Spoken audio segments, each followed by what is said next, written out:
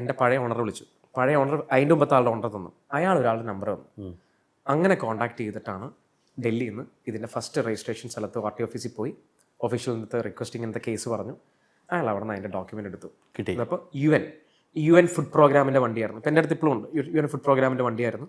ആ വണ്ടി വന്ന ദിവസം bill of landing, bill of entry, origin of port, ജപ്പാനിൽ നിന്ന് ഈ വണ്ടി അവർ കൊണ്ടുവന്നത്, ഏത് കമ്പനി കൊണ്ടുവന്നു, രജിസ്റ്റർ ചെയ്തതിന് ശേഷം അവർ മറ്റേ 3UN എന്നൊക്കെ പറഞ്ഞ അവരുടെ എംബസി പോലത്തെ ഒരു നമ്പറിലാണ് അത് ഫസ്റ്റ് രജിസ്റ്റർ ചെയ്യുക.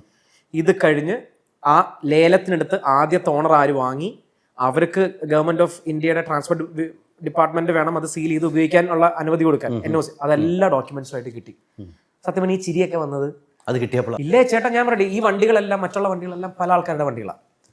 അതെല്ലാം അവർ ക്ലിയർ ചെയ്തെടുക്കും. എൻ്റെ വണ്ടി ഇറക്കാൻ പറ്റിയില്ലെങ്കിലും എന്ത് കാര്യമുണ്ട്? ഈ കഷ്ടപ്പെട്ട മുഴുവൻ നമ്മൾ ഈ വണ്ടി പ്രാന്ത് എൻ്റെ വണ്ടിയൊക്കെ ആയിട്ട് ഇത് കിട്ടിയില്ലെങ്കിലും. അപ്പം ഞാൻ ഈ സാധനം കിട്ടിയ ഉടനെ കസ്റ്റംസിൻ്റെ ഓഫീസിലോട്ട് നേരെ ഫോൺ വെച്ചുകൊണ്ട് തന്നെ ഓടി. അതായത് എൻ്റെ ഫോണിൽ വന്നതാണ്, ഞാൻ അങ്ങനെ തന്നെ ഓടി. അവർക്ക് പിന്നെ കണ്ടാലറിയാം ഇതൊക്കെ ഡോക്യുമെന്റ് ഒരു UN വലിയൊരു ഇന്റർനാഷണൽ ഓർഗനൈസേഷൻ്റെ ഒക്കെ അറിയാം. അത് കറക്റ്റ് കണ്ടെല്ലാം കഴിഞ്ഞ് വെരിഫൈ ചെയ്ത് ഹാസി നമ്പറൊക്കെ നോക്കിയവരുണ്ടായിരുന്നു. ഇതിൻ്റെ ഒരു കോപ്പി സബ്മിറ്റ് ഇനി അവരുടെ ഫോർമാലിറ്റീസ് കഴിയുമ്പോൾ they will give the vehicle back. പക്ഷെ അവരും അപ്പോഴും പറഞ്ഞൊരു കാര്യമുണ്ട്, ഞങ്ങൾക്ക് ആർക്കും ഒരു ലീഗലായിട്ട് വന്ന വണ്ടി മറ്റേ പിടിച്ചു വെക്കണം എന്നില്ല.